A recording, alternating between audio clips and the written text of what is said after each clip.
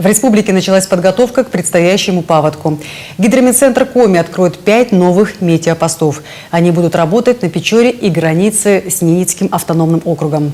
Все нынешние посты уже приведены в полную боевую готовность и обеспечены всем необходимым.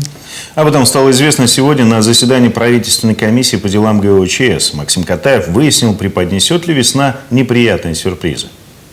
В этом году и лед тоньше, и снега выпало меньше, чем обычно. Поэтому серьезного паводка главный метеоролог Коми не прогнозирует. Пока. Апрель может преподнести неприятные сюрпризы. Интенсивное таяние и дополнительные осадки. Плюс заторы. В этом плане в зоне риска может снова оказаться район Вуктыльского-Дутова.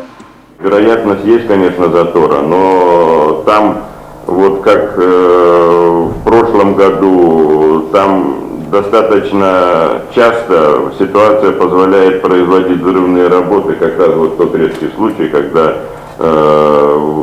взрывные работы приносят достаточно приличный эффект. Спасатели тем временем традиционно готовятся к худшему. В бюджете ведомства на ликвидацию последствий зарезервировано 800 тысяч рублей.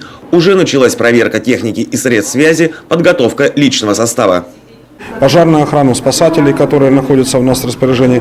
И плюс мы привлекаем составляющую республики. Это республиканских спасателей, противопожарную службу субъектов, которые наиболее располагаются в населенных пунктах и практически прикрывают уже теперь всю территорию республики Коми.